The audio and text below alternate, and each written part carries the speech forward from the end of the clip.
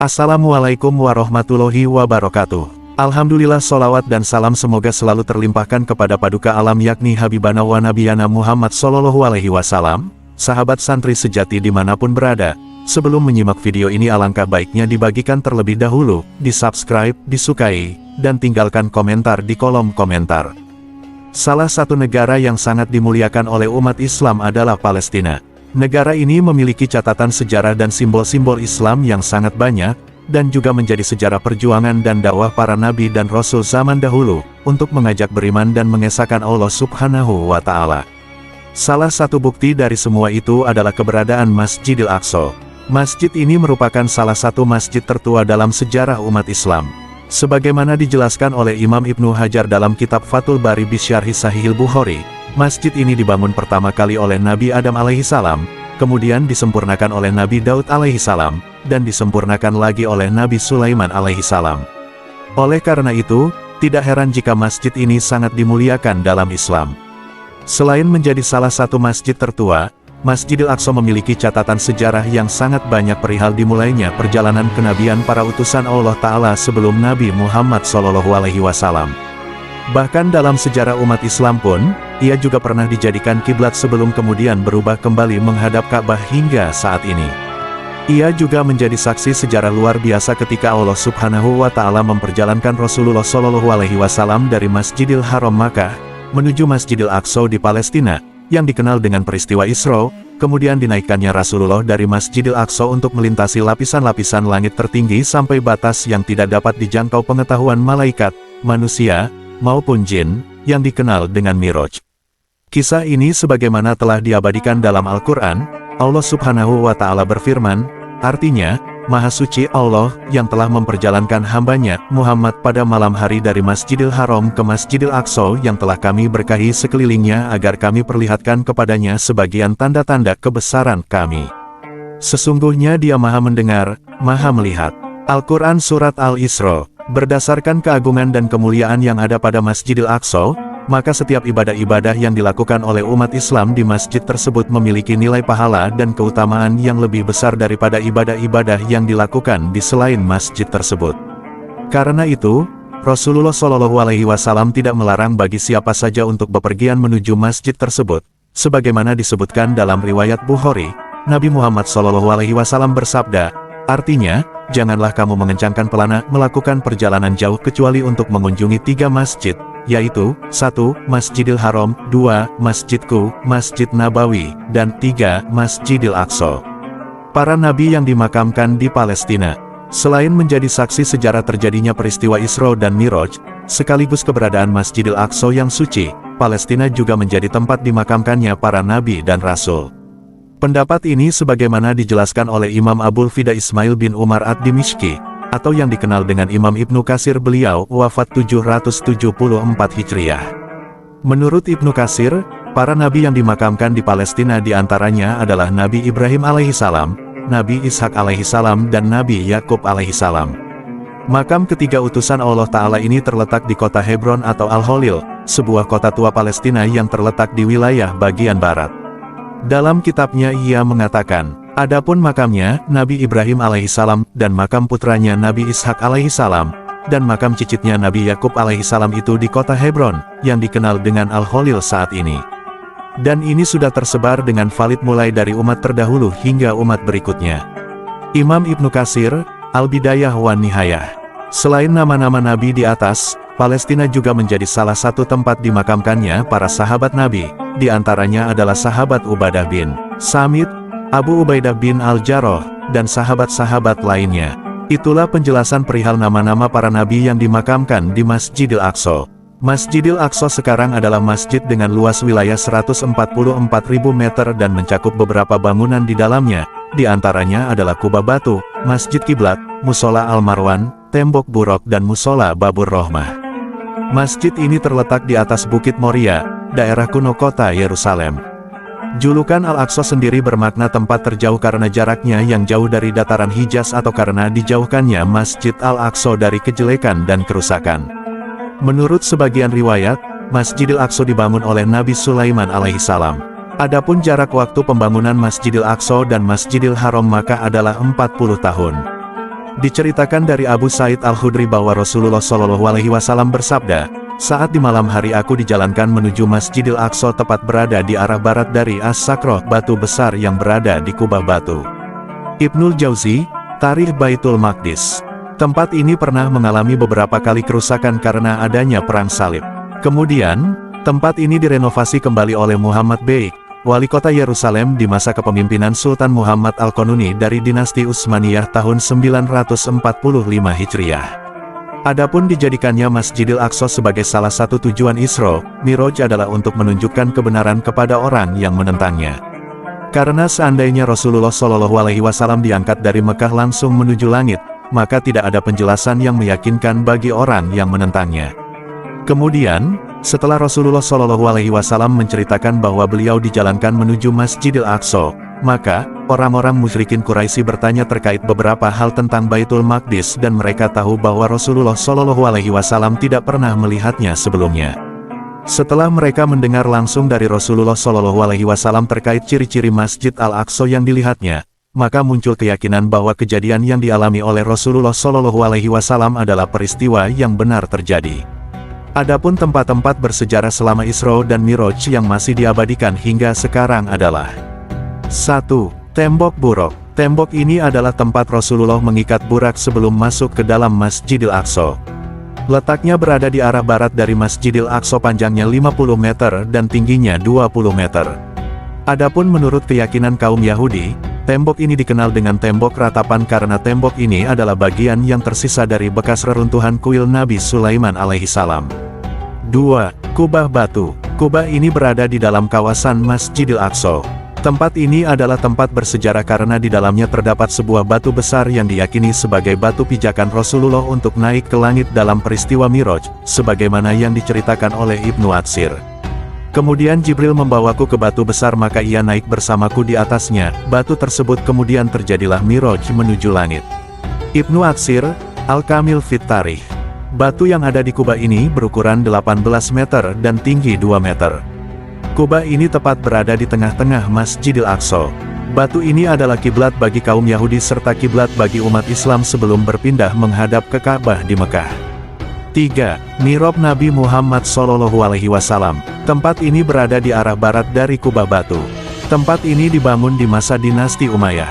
Diyakini bahwa tempat ini adalah tempat Rasulullah Shallallahu Alaihi Wasallam mengimami sholat para nabi dan rasul.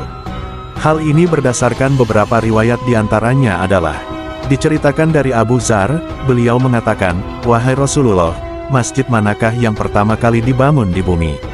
Rasulullah menjawab, "Masjidil Haram." Aku mengatakan, "Kemudian masjid yang mana lagi?" Rasulullah bersabda, "Masjid Al-Aqsa." Aku mengatakan, "Berapa jarak waktu pembangunan keduanya?" Rasulullah menjawab, 40 tahun. Hadis riwayat Muslim. Terkait awal didirikannya, sejarah Masjid Al-Aqsa terdapat beberapa pendapat. Ada pendapat yang mengatakan bahwa sejarah Masjid Al-Aqsa ini dibangun oleh Khalifah kedua yakni Umar bin Khattab setelah beliau sampai di Yerusalem, Palestina. Sementara itu, beberapa ulama meyakini bahwa Masjidil Aqsa dibangun pertama kali oleh malaikat atas izin Allah Subhanahu wa Ta'ala. Ini merupakan pendapat Ibnu Katsir, At-Tabari dan Al-Qurtubi. Sebagian ulama lain memiliki pendapat yang berbeda dari pendapat-pendapat di atas terkait sejarah Masjid Al-Aqsa. Mereka meyakini bahwa yang pertama kali membangun Masjid Al-Aqsa adalah Nabi Adam alaihissalam dan diteruskan oleh Nabi Ibrahim alaihissalam. Pasca Nabi Ibrahim alaihissalam, pembangunan Masjid Al-Aqsa ini diteruskan oleh Nabi Sulaiman alaihissalam yang membangun masjid ini menjadi bangunan yang besar, kuat dan indah. Berbicara mengenai Palestina dan Israel, tentunya kita semua sudah tahu mengenai perang yang terjadi antara kedua negara ini.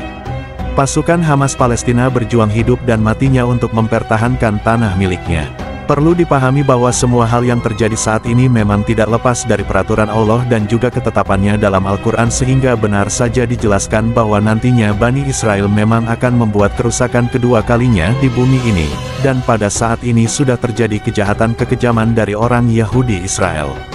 Hal ini sesuai dengan firman Allah Subhanahu wa Ta'ala yang artinya, Dan telah kami tetapkan terhadap Bani Israel dalam kitab itu, sesungguhnya kamu akan membuat kerusakan di muka bumi ini 2 kali dan pasti kamu akan menyombongkan diri dengan kesombongan yang besar. Al-Quran Surat Al-Isra ayat 4. Sudah terlihat sekarang arogansi dan kesombongan orang Yahudi Israel, tanpa mereka sadari mereka akan hancur sehancur-hancurnya. Perlu dipahami bahwa di dalam ayat tersebut menjelaskan Al-Quran punya fungsi sebagai petunjuk, pengingat, pembatas, dan obat, serta Al-Quran merupakan mukjizat yang tak tertandingi.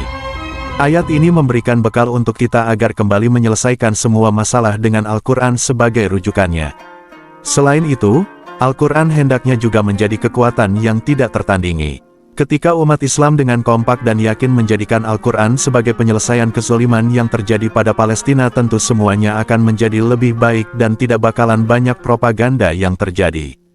Kita harus punya pegangan kuat dan petunjuk yang memang sudah diatur oleh Allah Subhanahu wa Ta'ala.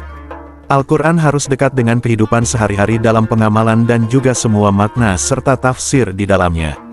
Jadi, bukan hanya sekedar sebagai bacaan namun juga sebagai pedoman yang nyata. Banyak orang yang berpikir heran, apa yang mereka kejar ke Palestina, andai ada orang yang ingin merebut Irak masih bisa masuk akal, karena merebut Irak banyak sumur-sumur minyak, kenapa kembali ke Palestina? Ada apa?